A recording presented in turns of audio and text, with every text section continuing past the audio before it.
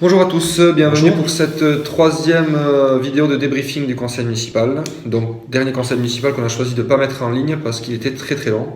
Tout à fait, Payot. Donc c'est un conseil qui a duré 2 heures, avec pratiquement 22-23 délibérations, je crois. Voilà, donc on a jugé que le film allait être un petit peu trop long et Difficile à regarder. ouais, Voilà, difficile c'est à plus regarder. simple de Donc débriefer. on a préféré synthétiser et faire un petit débrief en insistant sur les points Les plus essentiels qui ont été traités. Ouais, tout à fait. Voilà. Alors, qu'est-ce qui s'est passé? Déjà, premièrement, au dernier conseil municipal, nous avons décidé de voter contre le PV du conseil précédent. Tout à fait, je crois Pourquoi, que Pascal? c'est un fait unique. En fait, c'est la première fois que ça nous est arrivé. Je pense qu'on a décidé de manière consensuelle tous ensemble. C'est dû au fait que sur la délibération donc, du 22 novembre, une des délibérations concernant la création de la société publique locale, sur la délibération au sein expérience, eh bien, cette délibération a été tronquée volontairement par Monsieur le maire. Donc il a retiré la partie rémunération et puis il ne nous a pas aussi remis les statuts de cette société. Ça c'est un fait important quand même, puisque cette délibération a été votée à Saint-Jean-de-Luz, à Cibourg, et eux donc, avaient tous les éléments en main pour prendre une décision en leur âme et conscience. Ça a permis de débattre aussi lors du conseil municipal. D'avoir tous les éléments en main. Tout à fait, de toute façon, tandis que voilà, nous, on a fait un débat sur des points finalement... on trouvait qu'il y a des choses de bizarres, on s'est abstenu, et je pense qu'on avait raison, puisque finalement ça aura peut-être servi de précédent. Ils se sont eux-mêmes abstenus au vote. Je pense que la majorité se doutait bien qu'on allait tiquer un petit peu sur le côté rémunération, même si eux ont accepté de ne pas recevoir de rémunération. Bon, ce qui est bien, tout à fait honorable. Mais voilà, nous, ce qu'on aurait préféré, c'est avoir la délibération en entier. Parce qu'on trouve pas les statuts de la société publique locale, voilà, c'était important de les histoire avoir. de pouvoir préparer aussi nos interventions. Exactement. Et voilà. Alors, monsieur le maire nous dit si c'est la seule raison pour vous abstenir, ben oui, c'est une raison, je pense. Oui, c'est une raison, c'est un précédent pour aussi faire en sorte que dans l'avenir, voilà, que les délibérations nous soient proposées avec tous les éléments en main pour pouvoir justement débattre positivement. Déjà qu'on n'a pas beaucoup de temps pour les préparer, si on n'a pas tout en plus. C'est clair. Voilà. Alors Pascal, troisième délibération qui portait sur la redevance d'affermage du port de Plaisance. On se rappelle que sur la première vidéo que nous avions fait, où l'on parlait du rapport de la Cour des comptes, on avait évoqué ces résultats exceptionnels, cet argent qui nous venait du port de Plaisance. Oui. Bon, c'était un sujet sur lequel on n'était pas d'accord avec monsieur le maire, qui nous disait qu'on ne pouvait pas les prendre en compte pour la dette, etc. Donc là, de quoi il retourne? Tout d'abord, en rappelant que le port nous doit encore 2,3 millions, car c'est la mairie qui a investi pour construire le port. Donc le port doit lui rendre ce que la mairie investit, ce qui est normal. Par la suite, par contre, le port est une entité qui fait des bénéfices, et donc qui va devoir reverser un loyer à la commune d'Andaille. Et donc nous avons appris sur cette délibération, Pascal, le montant de ce loyer. Tout à fait, Payot. Donc, le montant de ce loyer a été fixé à 900 000 euros par an sur une durée de 9 ans. Donc, durant 9 ans, jusqu'au 31 décembre 2026, le budget principal de la mairie d'Andaille va percevoir la somme de 900 000 euros. Donc, il faut savoir que c'est une grosse somme. Cette somme a été calculée, c'est un loyer théorique qui a été calculé par une méthodologie qui a mis en place le cabinet Galtier dont on n'a jamais entendu parler. Mais bon, ils ont travaillé, ils ont démarré leur étude en novembre 2015, ils ont rendu la copie en février 2016, et de par la valeur du port de Plaisance, 15,6 millions d'euros de mémoire, ils ont estimé ce loyer à 900 000 euros, donc c'est une très bonne nouvelle pour la ville d'Andaille.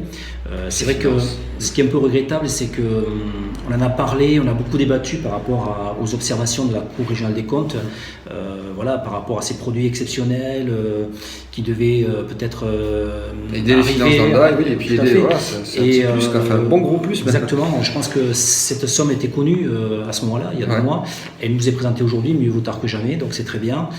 Sachez, monsieur le maire, que nous sommes très contents pour la ville d'Andaille, c'est une très très bonne nouvelle, et je crois que de ce côté-là, il faut féliciter effectivement monsieur Lassalette qui a créé ce port et qui l'a rendu au fur et à mesure viable, et ce port aujourd'hui il vit, il faut le pérenniser aujourd'hui et demain, donc regardons devant, et je pense que c'est une très bonne nouvelle. 9 ans sur 9 ans, est-ce que c'est encore des résultats exceptionnels? Exactement, donc sur les différentes questions qui ont été posées, Aujourd'hui, on sait, M. le maire a répondu clairement, après avoir réinsisté, il a répondu clairement que la dette du port de Plaisance, donc de 2,3 millions d'euros, serait remboursée en 2 ans et demi. Donc nous prenons acte de cela.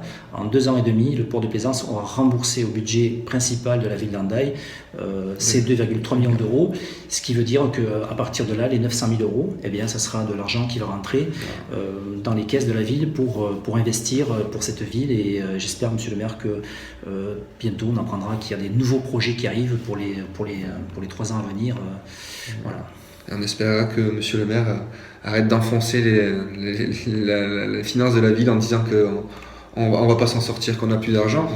C'est ce que j'ai eu l'impression, parce qu'il aurait pu nous en parler, c'est de ces 900 000 euros en nous disant qu'il allait avoir une rentrée d'argent. Mais j'avais l'impression, tu me diras si je dis une bêtise, mais j'avais l'impression que quand on a parlé de finances la dernière fois, il minimisait l'apport financier que pouvait nous apporter le port de Plaisance. Je pense que tu l'as Alors que nous, on se doutait bien, 5e meilleur port de la côte atlantique, on se doutait bien que tout à fait. allait quand même rapporter quelque chose. Et la ville d'Hendaye est actionnaire à 80% du port de Plaisance, donc ça nous revient. Je pense que si les gens revisionnent la vidéo d'il y a 2 mois et celle-ci, par rapport à ce que l'on dit, et vous allez comprendre que finalement... On n'avait pas tort. On n'est pas tort. On n'est pas tort. Oui, Peyo. Ensuite, on a eu droit donc au feuilleton des hausses, on pourrait l'appeler comme ça, le feuilleton des hausses, donc qui revient annuellement, présenté par Mme Butori, Mme Casalis. Tous les ans 2%. Donc nous, on vote toujours contre. Sylvie Stomba-Rassar est intervenue en disant que voilà, ça touche des familles modestes. Donc quelque part, on peut les énumérer.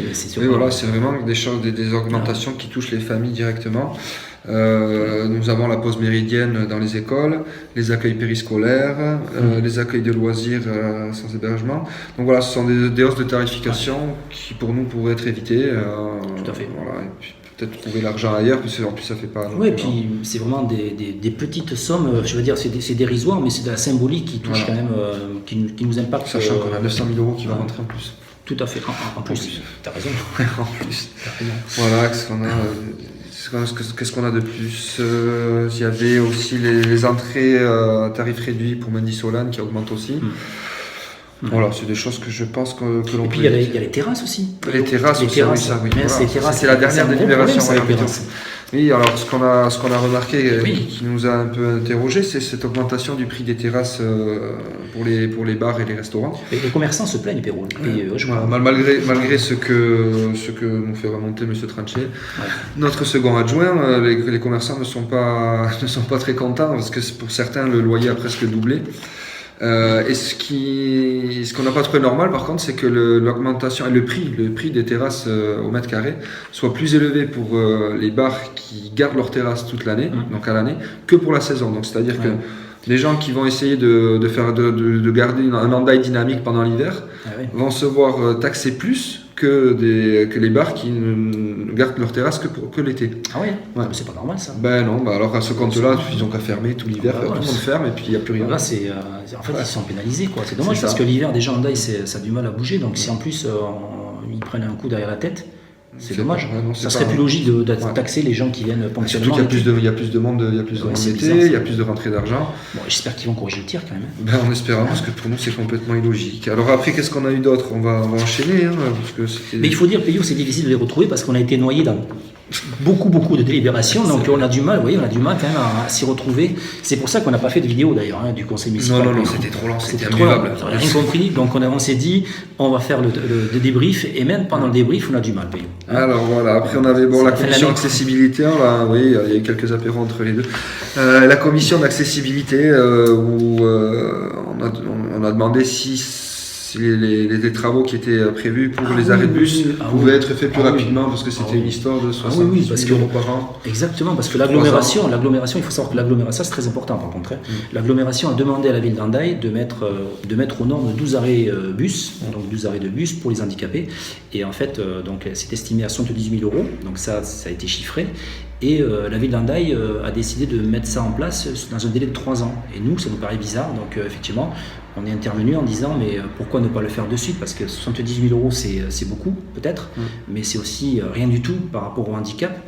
Donc nous on estime qu'il faut le faire la première année, comme ça tous les gens qui ont un handicap peuvent prendre le bus on va dire, quel que soit l'arrêt, sans aucun souci. C'est dommage de le faire sur 3 ans, de l'étaler sur 3 ans. Surtout qu'on était assez mal classé, je crois, sur le niveau des exactement. communes. Et quelle va être la priorité? Quelle va être la priorité? Est-ce qu'ils vont commencer par la plage, par la ville? Et à ce moment-là, les Jonco, ça va être les derniers. On n'a pas d'informations là-dessus. Donc pour nous, c'est tout en même temps. Voilà. Et après, pour finir, avant d'aller rejoindre Marie-Pierre qui nous attend. Ah oui, c'est vrai, mais tu sais qu'elle fait les tours de ville pour 55 centimes. Hein. Voilà. On en reparlera tout à l'heure. On va rejoindre Marie-Pierre qui nous attend dans les beaux bus. Les beaux bus, on s'y perd parce qu'on ne sait pas si c'est le bus de Chantal ou les beaux bus. Les beaux bus, enfin, Uribil, c'est fini. Non, c'est fini. Ouais, c'est fini. Alors attends, avant d'y aller, d'aller faire notre petit tour de ville, oui, une autre délibération, nous sommes intervenus, c'était la demande de subvention exceptionnelle de l'association Begui Ladak, donc qui s'occupe du Hendaia Film Festival, qui est un festival qui a commencé depuis quelques années déjà, qui marche bien, qui est reconnu, qui est quelque chose de pas mal pour l'image d'Hendaye, je pense. Il faut féliciter Angela. Voilà, féliciter Angela pour ce très beau festival, et qui demandait 16 000 € de subvention exceptionnelle pour pouvoir combler ses comptes. Et donc la mairie d'Hendaye lui attribue 10 000 €. Donc pour nous, ça aurait été plus parce que normal de lui attribuer la totalité de la demande. C'est un festival qui est rentré maintenant dans les mœurs de la ville, et puis je pense que c'est une belle vitrine. Donc là en fait on aurait mis quelque chose dans la vitrine, comme on dit, et quelque part ça aurait été bien. Donc c'est dommage de faire les choses à moitié, malheureusement. De jouer petit bras. Donc après on nous dit que apparemment Begui Ladak va trouver les 6 000 € manquants, vont se débrouiller pour trouver les 6 000 € manquants ailleurs, en espérant qu'il y arrive, et sinon en espérant que la mairie accepte de revoir sa décision. C'est un peu payant, tu sais, moi je compare ça un petit peu à la subvention, je ne sais pas si tu te rappelles, avec Jessica Vera. Ouais, voilà, c'est bon, voilà, je veux dire, pour 300 € on donne 1 000 €, on ne donne pas 1450 et quelques. Alors là, c'est pareil, pour 10 000, on ne donne pas 16 000, alors que ça peut mettre à mal cette association et donc le festival en lui-même. Tout à fait, exactement. Voilà. Bon, on va aller. Je pense qu'on est en retard, mais bon, j'espère que ce ne sera pas. T'as 1 euro? Ouais. Bon, voilà, on a retrouvé Marie-Pierre dans le bus. C'est ça, Marie-Pierre. Bon, il y a foule, hein. D'habitude, hein. Bon, donc Marie-Pierre, ça fait longtemps que tu tournes? Eh bien, ça fait une bonne petite demi-heure. Alors, donc dans une demi-heure, tu dois descendre, hein. Ouais, c'est ça, parce qu'autrement mon ticket ne sera plus valable. Je vois qu'on n'est pas bousculé au portillon, donc je peux tranquillement me promener dans toute la ville. À part qu'il faudra qu'à un moment je repaye pour revalider mon ticket. Et Chantal nous dit qu'on peut faire le tour de la ville, mais bon, c'est une heure la validité de ticket quand même. Hein. C'est pas sûr. Ce seront des points à aller vérifier au CCAS s'ils ont déjà l'info. Parce qu'il semblerait qu'ils ne l'aient toujours pas. Et donc quand tu es intervenu au conseil municipal, Marie-Pierre, qu'est-ce qui t'a choqué là sur le. Tu es intervenu parce que tu étais. C'est vrai que tu as fait un grand écart entre les bacs de rétention et Robus, mais tu avais des choses à dire quand même, tu peux nous raconter? Oui, absolument, parce qu'ils bataillent pour récupérer de l'argent d'entretien des bassins pluvieux, mais en attendant, la ville d'Hendaye a eu sa dotation de l'agglo amputée de 355 000 € à l'époque où on avait mis la navette gratuite. Et ces 355 000 €, eh bien, on les a toujours pas récupérés. Il semblerait, d'après les réponses que j'ai eues, qu'on ne les récupérera pas. Alors, on mutualise certes un transport. Pour Hendaye, il est bien moins efficace que ce qui était en place gratuitement jusqu'à présent. Et en plus, les autres communes, il semblerait que ne participent absolument pas au financement. Donc c'est pas normal et on devrait récupérer au minimum un prorata. D'accord. Et toi en plus tu faisais partie de l'ancienne équipe, donc tu avais mis en place Uribil gratuit et ça. Voilà. On avait décidé de mettre en place dès notre campagne électorale une navette Uribil plus efficace que ce qu'elle était tous les jours, gratuitement donc pour les Hendayais. Et on a réfléchi au financement et on avait décidé de mettre en place un stationnement payant beaucoup plus efficace que ce qu'il était jusque-là, avec une carte spécifique pour les Hendayais, dans la mesure où on ne voulait évidemment pas pénaliser les Hendayais. Donc on a mis en place une carte, et ce stationnement qui rentre pas loin de 800 000 € par an dans les caisses de la commune, entre les stationnements payants et les amendes, nous a permis de financer cette navette. Donc quand on me répond que c'est une compétence de l'agglo, je n'y crois absolument pas, parce qu'on peut quand même dans notre ville envisager de mettre un transport à notre charge. Ce qui est fait ailleurs d'ailleurs. Ce qui se fait dans d'autres villes, donc c'est une volonté, uniquement une volonté de la commune pour faire bénéficier d'un bon service ses administrés. Tout à fait. Et d'ailleurs, il faut savoir que la personne qui s'occupe du transport à l'agglo, c'est Chantal Kérig. Oui. Et Chantal Kérig, en fait, je crois qu'on a l'impression en fait que la compétence agglo qui lui appartient sur le transport, finalement, la partie transport elle a été faite un petit peu à l'arrache. À l'arrache, à la vite, c'est vraiment le sentiment que j'ai, puisqu'il y a eu une remontée de doléances énorme de la population par rapport à la suppression de plusieurs arrêts qui désenclavaient des quartiers jusque-là, qui permettait à pas mal de personnes qui n'ont pas de vie sociale très importante de justement se mélanger et se déplacer facilement. Maintenant c'est terminé, les personnes qui veulent aller faire leur course, elles payent 1 euro pour y aller et elles repayent 1 euro pour le retour, parce qu'entre le temps de faire les courses et les cadences des navettes, l'heure est terminée, donc il faut repayer. Voilà. Donc 2 euros pour aller faire ses courses. C'est ça, 2 euros et double peine pour les endaillés. Parce qu'entre l'amputation de la dotation plus le paiement de la navette, ça fait beaucoup. Tout à fait. En tout cas, Il y a des vagues. Il n'y a pas grand monde dans le bus, il y a des vagues. En tout cas, Marie-Pierre, on est content de t'avoir retrouvé parce qu'on s'est dit toute seule dans le bus quand même. Ah ben oui, mais je voulais quand même tester. Andaille est une ville sûre, mais quand même. C'est ça. C'est très Je bien. vous remercie Bon, de votre... on se voit à la descente. Hein. ouais. Bon, voilà, on est descendu à l'office de tourisme. Tac. Bon, avec Pascal, on a pris à Guérilla. Ouais. Donc ça nous a coûté combien, Pascal 5 minutes de bus, 1 euro. 1 euro, mais on n'a pas la carte. Sinon, ça nous aurait coûté 55 centimes. Après, on aurait pu faire des tours. Hein. Ouais. T'as essayé des tours, c'est génial. Non, pas trop génial, non. Bon, voilà. Parce que je ne suis pas habituée. C'est vrai qu'on aurait pu aller jusqu'à ça, mais bon. Ouais. Ouais, mais y a bon, pas- ça fait un petit peu loin. Hein. Ouais. Mais c'est vrai qu'on aurait payé le même prix. Ouais, mais bon, les gens qui prenaient Ourivi, je pense qu'ils allaient pas jusqu'à ça. Hein, Tout à fait. Tout à fait. Ouais. C'était pas ce qui les intéressait. Non. Et là, on est sur le boulevard de la mer. Ouais, Et sur le justement, boulevard de il la paraît mer. qu'il y a une pétition qui circule.